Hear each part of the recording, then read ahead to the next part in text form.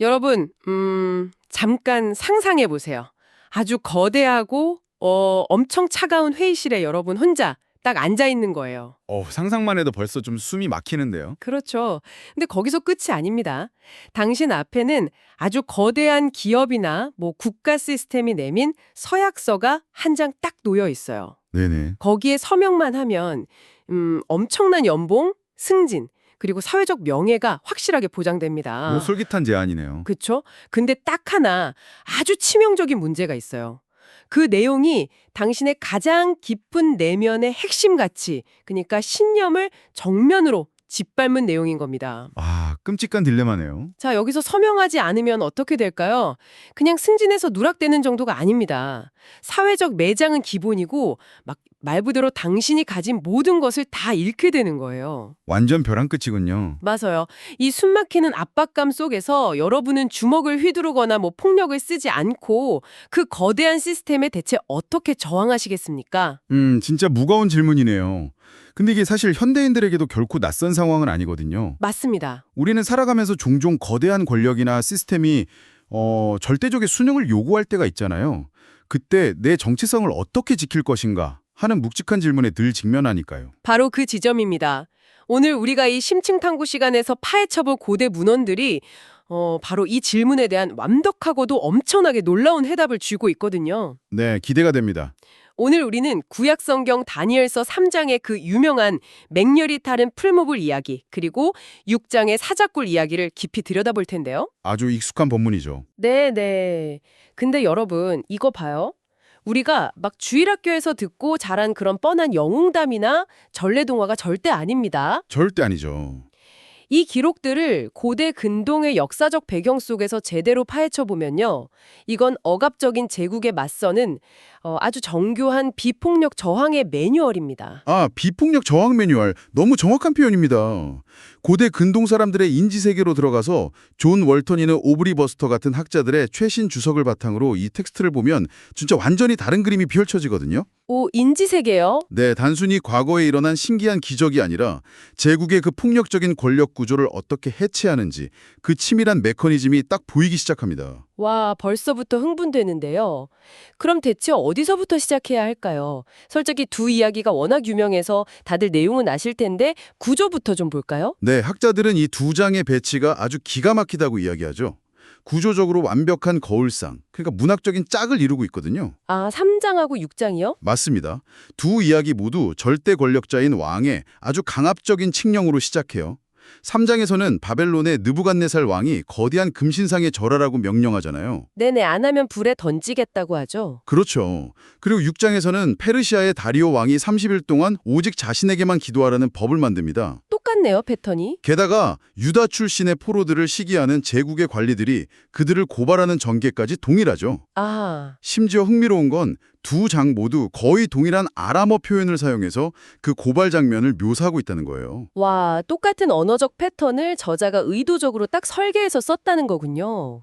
끔찍한 위협에 던져집니다. 완전 극한의 공포죠. 하지만 결국 살아남고 오히려 그 이방 제국의 왕들이 그들의 하나님을 찬양하며 이야기가 끝이 납니다. 이거 진짜 소름 돋지 않나요? 완벽한 대칭이네요. 여기서 우리가 주목해야 할 핵심이 하나 있습니다. 저자가 의도적으로 설계한 이 패턴이 보여주는 거대한 충돌이거든요. 충돌이요? 어떤 충돌이죠? 바로 제국의 폭력과 하나님 백성의 비폭력이 정면으로 부딪히는 장면입니다. 제국은 사람들을 통제하기 위해 항상 불과 사자, 그러니까 죽음의 위협이라는 극단적인 물리적 폭력을 사용하잖아요. 네네, 말 안 들으면 죽인다 이거죠. 그렇죠. 사람들의 목숨을 쥐고 흔드는 것.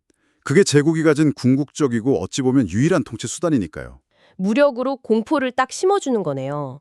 근데 솔직히 저는 어릴 때 이 이야기를 읽으면서 약간 좀 답답했거든요. 왜요? 아니, 전능하신 하나님이 뒤에 든든하게 계시는데 왜 안 싸우지? 왜 막 영화처럼 허리에 폭약띠를 두르고 금신상으로 돌진하거나 그 나쁜 관리들을 밤에 암살하지 않았을까요? 통쾌한 복수국을 원하셨군요. 네, 좀 화끈하게 뒤집어 엎었으면 했죠. 근데 만약에 그들이 분노에 차서 무력을 썼다면 제국 입장에서는 오히려 아주 다루기 쉬웠을 겁니다. 그래요? 왜죠? 그냥 국가 전복을 꾀하는 테러리스트니까 당장 처형해라. 이러면 그만이거든요. 제국은 폭력을 다루는 데 있어서는 세계 최고의 전문가들이니까요. 아, 자기들 전문 분야로 끌고 들어가는구나. 맞습니다. 하지만 다니엘과 세 친구는 그 어마어마한 폭력 앞에서도 절대 무력을 사용하지 않았어요. 오히려 무제함과 평화로운 태도를 끝까지 유지했죠. 그니까 상대방이 막 폭력을 유도하는데 거기에 전혀 말려들지 않은 거군요. 정확합니다. 당신이 우리를 육체적으로 죽일 힘은 가지고 있지만 그렇다고 당신이 신이라는 의미는 아니다. 이런 태도인 거죠. 와, 진짜 멋있다. 이 흔들림 없는 태도는 제국의 폭력성을 완전히 무력화시킵니다. 약간 그거 같네요. 완전 무장한 진압경찰 앞에서도 흔들림 없이 평화롭게 연좌농성하는 사람들 있잖아요. 네, 맞아요. 그걸 보면 오히려 폭력을 휘두르는 쪽에 야만적인 민낯이 전 세계에 폭로되는 것과 같은 원리네요. 아주 탁월한 비유입니다. 그들은 우주의 진정한 통치자가 과연 누구인가를 묻는 거대한 질문을 세상에 던진 겁니다. 와, 진짜 뼈를 때리는 통찰입니다. 여러분, 비폭력이 폭력보다 훨씬 더 강력한 무기가 될 수 있다는 거네요. 그렇죠. 근데 여기서 도저히 이해가 안 가는 부분이 하나 딱 생깁니다. 어떤 부분이죠? 6장을 보면요. 페르시아의 다리오 왕은 속으로 다니엘을 엄청나게 아꼈잖아요. 네, 성경에도 아주 잘 묘사되어 있죠. 네, 어떻게든 그를 구해주고 싶어서 막 밤새 밥도 안 먹고 잠도 못 자면서 고민했습니다. 아니, 명색이 세상을 호령하는 절대 권력자인데 네, 왜 결국 자기 마음대로 자기 신하 하나 살리지 못하고 자기 손으로 다니엘을 사자굴에 밀어넣어야만 했을까요? 아주 예리한 질문입니다. 황제조차 꼼짝 못하게 올가맨 그 시스템의 정체, 그게 대체 뭡니까? 그 질문이 바로 이 이야기의 심장부로 들어가는 핵심 열쇠예요. 황제가 왜 그렇게 무기력했는지를 이해하려면 우리는 쉐인 커크 패트릭이나 브루스 말리나 같은 학자들이 말하는 고대 근동사회의 멘탈 모델을 알아야 합니다. 멘탈 모델이요? 네, 당시 사회를 움직이던 경제적이고 사회적인 시스템이죠. 이건 우리가 아는 현대의 자본주의와는 완전히 달랐어요. 철저한 명예와 수치, 그리고 후견주의라는 거대한 톱니바퀴로 굴러갔거든요. 후견주의요? 그게 정확히 어떤 개념인가요? 고대 사회에서는 세상의 모든 부, 권력, 지위 같은 것들이 무한한 게 아니라 파이가 딱 정해져 있는 제한된 재화라고 생각했어요. 파이가 정해져 있다. 네. 그리고 제국의 황제는 그 모든 재화를 혼자 독점하고 사람들에게 나누어주는 유일한 후견인, 즉 패트론이었죠. 아, 유일한 물주네요. 맞습니다. 백성들과 관리들은 오직 그 황제에게 철저한 충성을 바쳐야만 생존할 수 있고 사회적 명예를 얻을 수 있는 수혜자, 즉 클라이언트였던 겁니다. 잠깐만요. 그러니까 황제가 단순히 세금을 걷고 정치를 하는 통치자 수준이 아니라 세상의 모든 자원과 복지를 완벽하게 통제하는 거대한 독점 IT 기업의 CEO 같은 거였단 말씀이신가요? 오, 진짜 기가 막힌 비유입니다. 황제는 그 거대한 독점 생태계의 정점인 거죠. 와우. 학자들의 사회과학적 분석을 보면 느부갓네살이 세운 그 3장의 거대한 금신상도 그냥 단순한 종교적 우상이 아니에요. 그럼 뭐죠? 그것은 제국의 권력, 국가가 내세우는 서사, 그리고 시민 종교가 하나로 융합된 아주 불경건한 삼위일체 같은 기구입니다. 아하. 그러니까 금신상의 절하라는 건 그냥 종교 의식을 넘어서 내가 너희에게 밥을 주고 명예를 주는 이 거대한 생태계의 유일한 주인이니까 나한테 완전히 굴복해라. 이런 강압적인 충성 맹세였군요. 정확합니다. 만약 그 IT 기업의 생태계에서 벗어나서 찍히는 순간 어떻게 될까요? 뭐 이직을 못하겠죠? 이직을 못하는 정도가 아닙니다. 아예 인터넷망 자체에서 영구적으로 차단당하고 굶어 죽게 되는 거예요. 와, 진짜 숨 막히네요. 고대 사회에서는 그걸 수치라고 불렀어요. 단순히 남들 앞에서 얼굴이 화끈거리는 그런 감정적인 게 아니라 경제적이고 사회적인 완전한 사형 선고, 철저한 고립을 의미했죠. 그래서 다리오 왕도 자기가 만든 그 후견주의 시스템의 룰을 자기 마음대로 깰 수 없었던 거군요. 그렇죠. 자기가 정한 법을 스스로 깨버리면 본인이 모든 자원을 통제하는 유일한 후견인이라는 제국의 근간 자체가 흔들리니까요. 시스템이 왕보다 더 위에 있었던 셈이네요. 다니엘과 세 친구가 왕이 아닌 다른 신에게 기도하거나 신상에 절하기를 거부한 건 그냥 개인적 신앙 고백이 아니라 제국의 이 시스템 자체를 뒤흔드는 치명적인 반역이었던 거군요. 바로 그겁니다. 그래서 제국은 이 영적이고 문화적인 쟁탈전에서 승리하기 위해 사자굴이나 풀무불 같은 가장 수치스러운 방식의 죽음을 동원한 겁니다. 사자굴과 풀무불이 그냥 아프게 죽이는 형벌이 아니라 수치스러운 형벌이었다고요? 그럼요. 시신조차 남기지 않고 육체를 짐승에게 찢기게 하거나 불로 완전히 태워버림으로써 그들의 명예를 완전히 바닥으로 끌어내리고 사회에서 흔적도 없이 지워버리라고 한 것이죠. 진짜 잔인하네요. 하지만 놀랍게도 결과는 완벽하게 뒤집힙니다. 어떻게 뒤집히죠? 하나님은 그 죽음의 한복판에서 그들을 구원하심으로써 그들에게 최고의 명예를 다시 부여하십니다. 반대로 영원할 것 같았던 제국의 왕들은 자신들의 한계를 뼈저리게 깨닫고 도리어 수치를 당하게 되죠. 진짜 통쾌합니다. 제국이 만든 그 게임의 룰 자체를 하나님이 완전히 무너뜨려 버린 거네요. 맞습니다. 근데 말이죠. 여기서 저는 또 하나 강한 모순을 느낍니다. 어떤 모순이죠? 다니엘과 새 친구가 그 독점 IT 기업 같은 제국의 시스템을 그토록 혐오했다면 다니엘은 도대체 그 끔찍한 제국 한복판에서 어떻게 총리 자리까지 오르면서 살아남은 겁니까?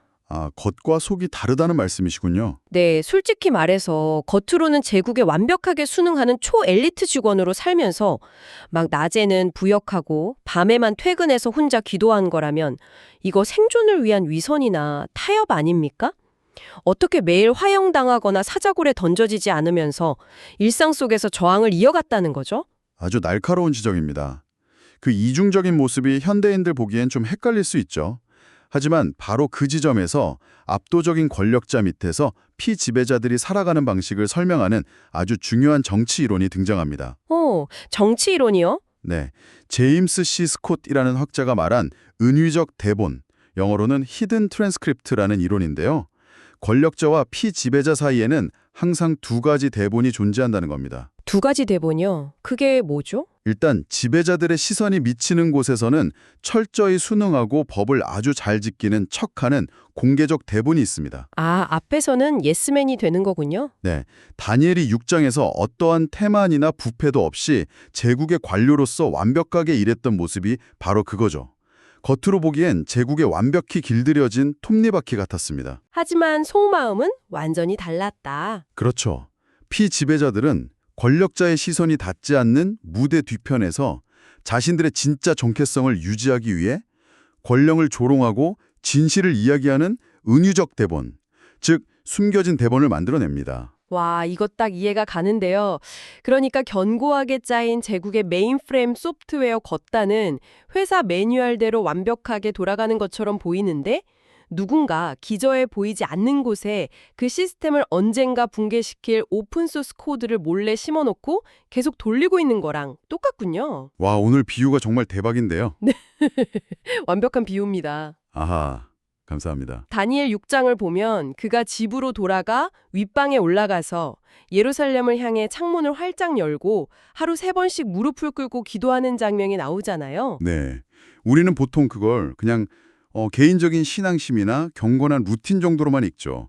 기도 열심히 하는 착한 사람이네 이러면서요. 하지만 억압적인 제국주의 이데올로기 한복판에서 그 몸짓은 고도의 정치적 반기를 드는 시민 불복종이자 은의적 대본이 수면 위로 폭발하는 순간입니다. 와, 기도가 정치적 반기라고요? 네, 제국은 항상 인간의 육체를 통제하려 들거든요. 다니엘 1장에서 바벨론의 진미를 강요하며 음식 규정을 통제하려 했고 3장에서는 엎드려 절하게 만들었고 6장에서는 기도하는 입술을 막으려 했죠. 내 몸을 제국이 마음대로 조정하겠다는 거네요? 맞습니다. 그런데 창문을 활짝 열고 기도하는 행위는 너희가 아무리 내 육체를 가두고 행동을 통제하려 해도 내 몸과 삶의 진정한 주권자는 황제가 아니라 하나님이다 라고 선언하는 가장 강력한 행위인 겁니다. 엄청난 폭발력이네요. 권력자 그리고 경 오픈소스 코드가 일상이라는 기저에서 끊임없이 작동하면서 자신들의 전체주의적 시스템에 치명적인 균열을 내고 있다는 사실을 전혀 깨닫지 못했던 거죠. 그러니까 다니엘은 다리오 왕의 금령 앞에서도 창문을 닫지 않음으로써 그동안 숨겨왔던 대본을 공적인 무대 위로 뻥 하고 던져버린 거군요. 맞습니다. 결국 그는 겉으로는 제국을 위해 일하면서도 속으로는 이 우상숭배적이고 폭력적인 제국이 가진 그 유한함을 정확히 꿰뚫어 보고 있었던 거네요. 네. 세상의 권력이 영원할 것처럼 스스로를 신격화할 때 그게 얼마나 헛되고 일시적인지를 아는 지혜를 가진 자들이었죠. 멋지다, 진짜. 그들은 제국 속에서 살지만 결코 제국에 속하지 않는 방식을 철저한 일상의 실천으로 증명해낸 것입니다. 심지어 이 일상적인 저항의 실천은 훗날 안티오쿠스 4세의 아주 끔찍한 헬레니즘 박해 시절에 유대 공동체가 정체성을 지키고 영적 전투를 치르는 법을 가르쳐주는 훈련 매뉴얼이 되기도 했습니다. 와, 정말 압도적인 이야기입니다. 여러분, 우리가 알던 그 동화 같은 다니엘서가 완전히 다르게 보이지 않으시나요? 저도 학자들의 연구를 보면서 늘 새롭게 감탄합니다. 자, 이제 이 치열했던 고대 저항 매뉴얼을 오늘날의 우리에게로 한번 가져와 볼까요? 제가 아까 이 대화 초반에 우리는 무력을 쓰지 않은 이들의 평화로운 태도에 주목해야 한다고 했었죠? 네, 비폭력의 힘이죠. 여러분, 여기서 꼭 스스로 질문해 보셨으면 하는 아주 도발적이고 흥미로운 지점이 하나 있습니다. 어떤 거죠? 다니엘 2장을 보면요. 제국들을 상징하는 거대한 신상이 사람의 손으로 다듬지 않은 돌에 의해 와르르 무너져 내리는 환상이 나옵니다. 아, 그 유명한 뜨인돌 환상이군요. 네네. 만약 다니엘과 세 친구가 억압의 분노에서 무력을 사용해 저항했다면 어땠을까요? 글쎄요, 피투성이가 됐겠죠. 그들은 아마도 스스로의 인간의 손으로 어떻게든 그 돌을 깎아서 제국을 직접 부셔보려고 했었을 겁니다. 아, 인간의 손으로 다듬은 돌이 돼버리는 거군요. 바로 그겁니다. 하지만 그들은 철저하게 평화로운 비폭력을 선택함으로써 진정한 우주의 통치자이신 하나님이 직접 그 사람의 손으로 하지 않은 돌을 던지시도록 온전히 자리를 내어드렸습니다. 와, 폭력의 사슬을 스스로 끊어내고 진정한 심판을 하나님께 맡긴 거네요. 맞아요. 그렇다면 오늘날 여러분에게 절대적인 수능과 절을 강요하는 현대사회의 거대한 금신상은 과연 무엇입니까? 묵직한 질문이네요. 여러분의 생존을 쥐고 흔드는 그 직장인가요? 아니면 거대한 자본인가요? 아니면 사회적인 어떤 이데올로기인가요? 우리가 처음에 상상했던 그 거대하고 차가운 회의실로 다시 돌아가 보시죠. 네, 그 서약서 앞이요. 맞습니다. 당신의 영혼을 갉아먹는 그 서약서 앞에서 주먹을 쥐거나 아니면 무릎 꿇고 굴복하는 대신 당신이 일상 속에서 활짝 열어두어야 할 그 저항의 창문은 과연 어떤 모습이어야 할까요? 여러분 각자의 일상 속 숨겨진 대본을 한번 고민해 보시기 바랍니다. 오늘 정말 깊은 생각을 남겨주는 탐구였습니다. 네, 오늘의 깊은 대화는 여기서 마무리하겠습니다. 여러분만의 오픈소스 코드를 일상에 잘 심어두시길 바라면서 다음 시간에 더 놀라운 이야기로 찾아뵙겠습니다.